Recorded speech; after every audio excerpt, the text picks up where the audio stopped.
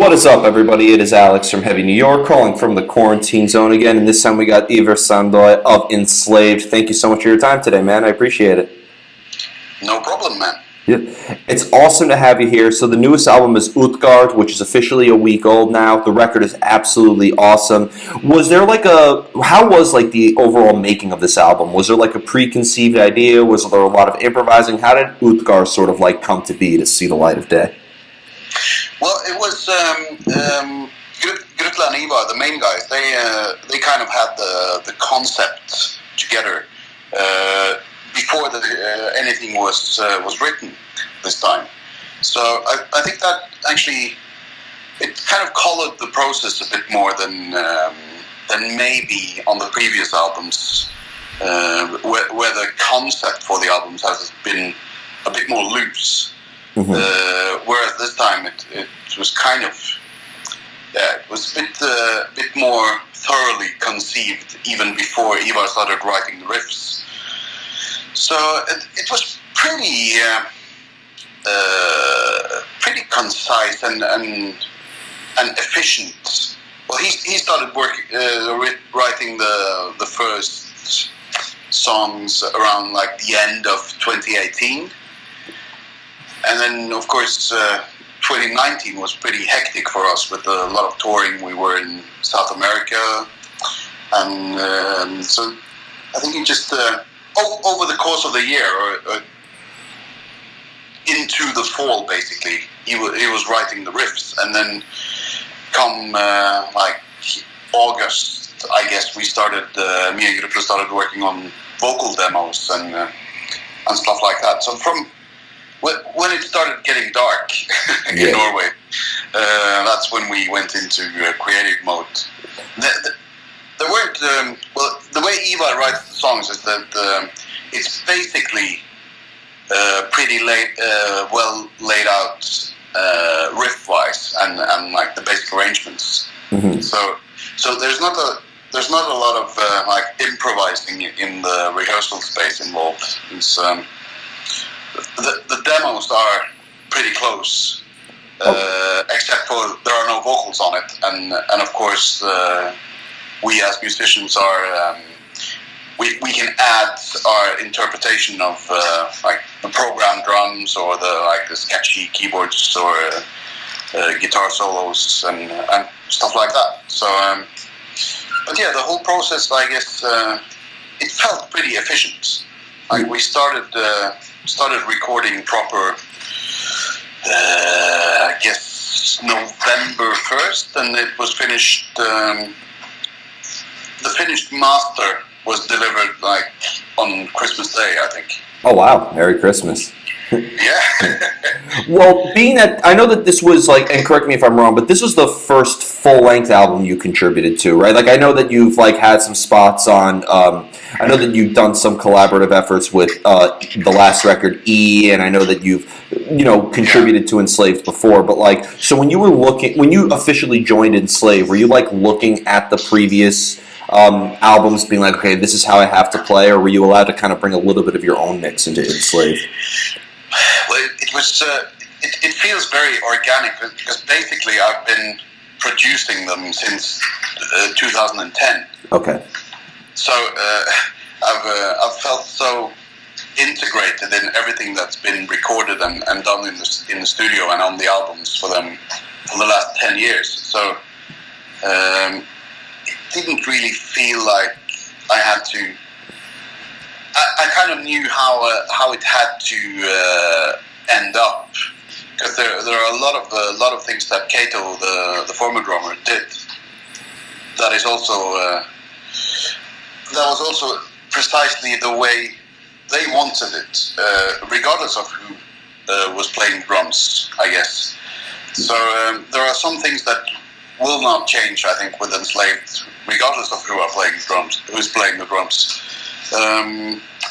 So I think I just added my own touches to certain sections, and we've been friends for 20 years, so they knew very well how I played before we agreed that I should take over.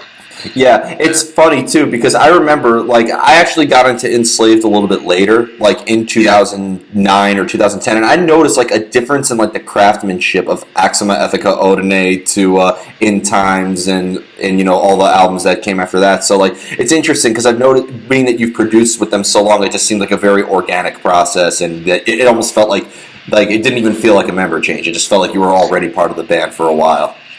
No, exactly. And weird thing is, we even half jokingly discussed me joining when Herbron, the last keyboard player and vocalist, when he quit. We even discussed me joining on keyboards and vocals back then. But luckily we came to our senses and got a proper keyboard player. So it's kind of. It didn't really feel like a proper member change, like you said. Yeah, it was very much us just closing ranks, basically. And say, okay, well, I am a drummer. And the thing was that I had recently, just half a year before Kato quit, I had filled in for him because he was having his daughter was being born. Mm-hmm. So in 2017, when we did the special show with playing the whole of Vikingligger Veldi, the first album, that was me playing the drums for that. Yeah. And so then we kind of knew that I was literally up to speed on the more extreme stuff, because I haven't really been playing that much metal for the last 10 years, I guess. Yeah. Well, you are a very prolific artist, I've noticed, because you also play with Ilti Milta. I know that you've played with Mangard, and you've played with a lot of other bands, Balgorp. So, like, is it maybe like a different mind frame depending on like the project that you're playing with, or is there maybe like a usual method behind the madness in the creative process that just applies to everything from Enslaved to Balgorp to Mangard and everything else? I think a few of those projects are more like hobby-based, like side projects. Mangard was that went on for a couple of years with basically that was also like very good friends and even relatives of mine with the vocalist from Sag, who is my cousin. He was the singer in Mangard, and Iltimilta is kind of funny. That was my first proper band where we played thrash metal, like in the late 80s with and the one guitarist who I grew up with, Ole, he ended up playing with Abath now. Oh wow. The guy with the red hair. So we go way back. There are a lot of threads going back and forth between these bands, and I don't know if the philosophy really changes. But for me, I think it has a lot to do with just friendship, and that's the thing with Enslaved as well. And Ivar has said this numerous times, that the number one priority was having the social fabric being intact, and keeping that.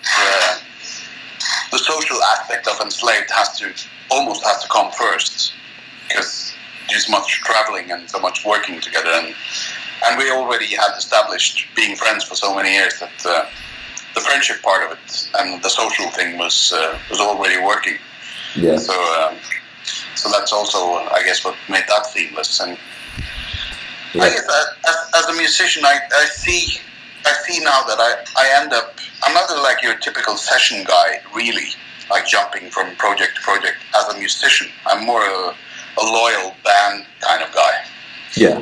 But then I work as like my day job, as I put it, is being a producer and engineer. So that's where I guess the prolific aspect comes in, because then you end up working on, what is it now, like hundreds of releases with like wildly. Yeah. Well, I've always said that the producer, I've always said that the producer of a band is the fifth Beatle, the sixth Beatle. If you're in Slipknot, the 10th Beatle. So, like, I think really when you're working as a producer, I mean, that is almost like an instrumentation that you almost have to master as well, right? There is like a craftsmanship that you do have to achieve. Yeah, I agree. And there has been, I guess I'm that kind of, I work from that philosophy, if you will, of becoming the extra band member, more than just sitting on the couch and saying yes or no, Yeah. in the Rick Rubin style. You'd be amazed on how many like albums have had great songs on it. The ideas are good, but just bad production or bad arrangement could almost kill the whole thing. So being a producer is just as important as the band members who are playing the material as well. Yeah, and it's to like paraphrase Bill Bruford from King Crimson. It's he once said that I think he claimed songwriting credits for a song where he didn't play anything because that was his choice. He did not play, and that was what made the song what it was. So it's kind of the same with production. You have to know when to not do stuff. Mm-hmm. Has working with other bands in the production field, though, allowed you to also bring stuff into your own project? Has it taught you new things and new ideologies, even for coming into Utgard with Enslaved? Oh, yeah, totally. All the time. It's like the extended listening experience, I guess, like checking out, like a purely, as a listener, you try to broaden your horizons and I'm in the privileged position of getting my horizons broadened on a daily basis, like working with different stuff. And of course, that's you bring that into your own projects. It's I don't know how you could not do it. So of course, that working with vocal-based music and maybe even a lot of acoustic-based music has informed the process for Utgard, definitely. Yeah, and I've always thought that Enslaved's music was a little bit more on the experimental side. Like, I even thought that with this new album, like opening up with Fires in the Dark to a track like Storms of the Utgard, to a track like Distant Seasons, which are also, and Homebound, like, which are some of the only titles that I could really pronounce as well, and I do apologize. But like it feels like they have many different vibes, there's many different qualities, there's many different emotions. So I think it's fair to say that Enslaved has always liked to take a new approach and experiment with their sound as well, right? Yeah. That's a great summary, I think. Yeah. Is there ever like a preconceived idea, like when you know, working as a producer with them, have they ever like approached you being like, this is how we want it arranged, this is how we want it done, and like you would adjust that vision to that as well? Or has there always been like a lot of trial and error as well for songwriting with them? I think it's like it's a very non-satisfying answer, but it's the standard all-encompassing production answer that is just, it depends. Sometimes most times we work very intuitively and just go with what we like feel is the right thing to do, basically. Yeah. But then, of course, there are the rare occasions where you have this idea on a more conceptual,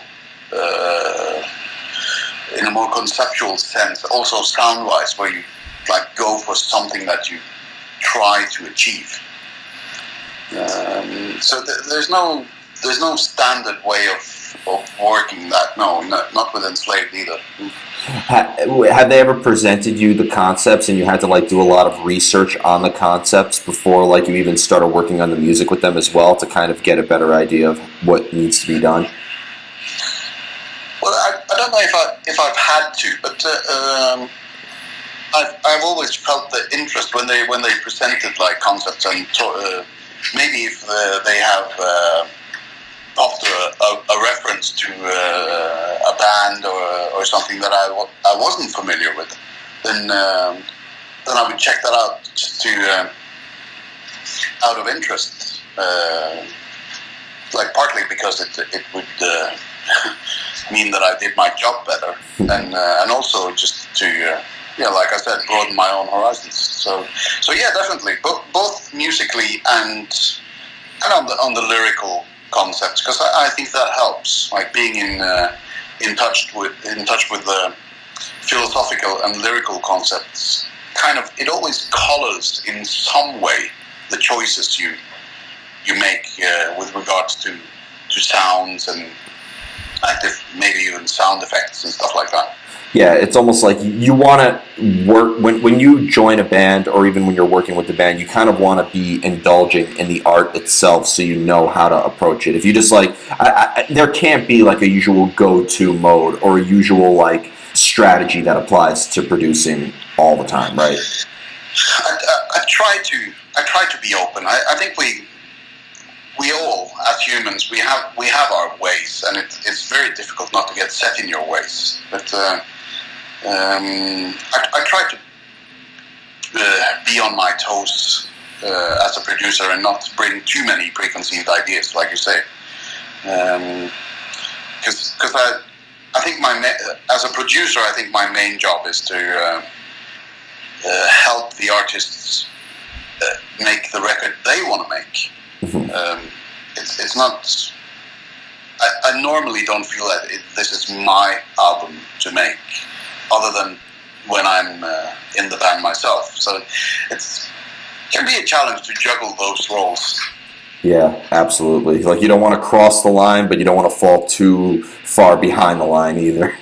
No, you don't want to be just a passive bystander. You do want to add something, and if nothing else, add some enthusiasm and make the band believe in what they're doing.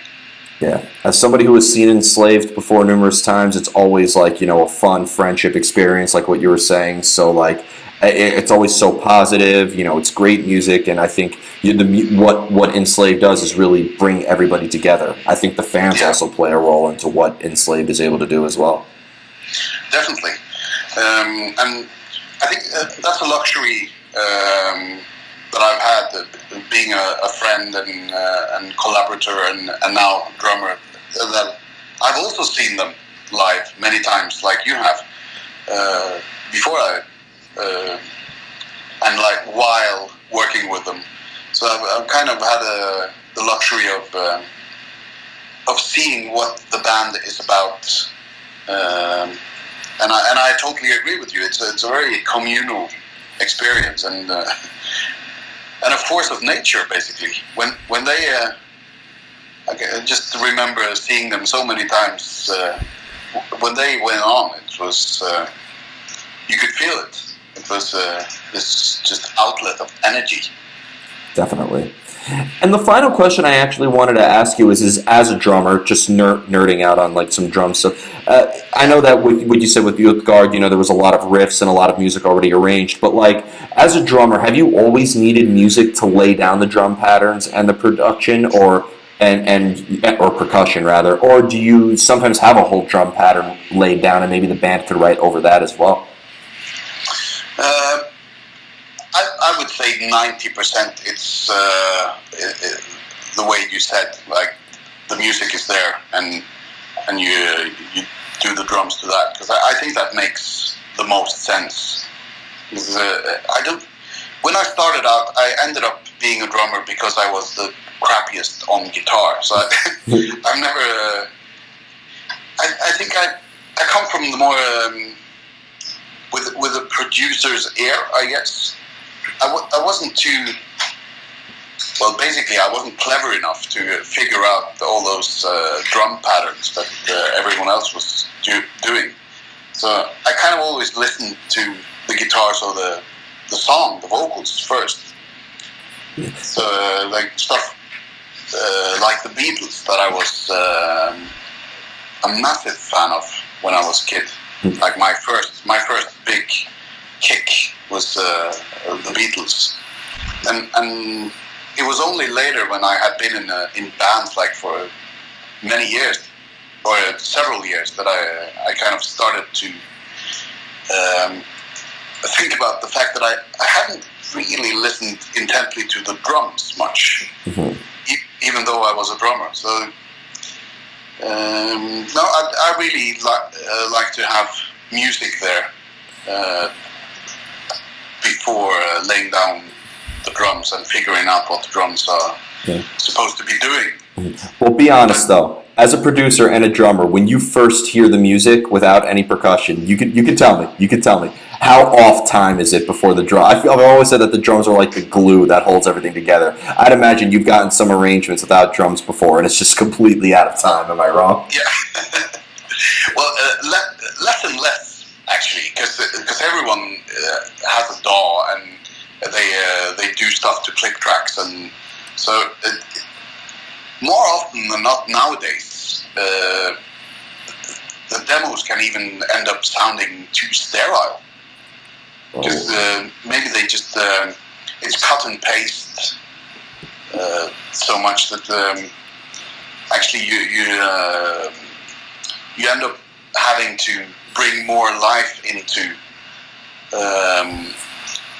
the proceedings when you record the album proper from the demos, because they were in some instances just too sterile. But of course I get stuff presented like you say that it's just a total mess. And there have been instances where I've had to ask the artist, okay, where do you perceive this riff? Where does it start? Yeah, it gets confusing. I've always said, the famous saying, "Your drummer sucks, your band sucks." I think that is the most true statement ever made in rock and roll history. Like, thank God for drums. That is true. Yep. I think I can allow myself to get in on that sentiment, even as a drummer. That if the drummer is solid, then you have so much more slack on top of that. Yeah.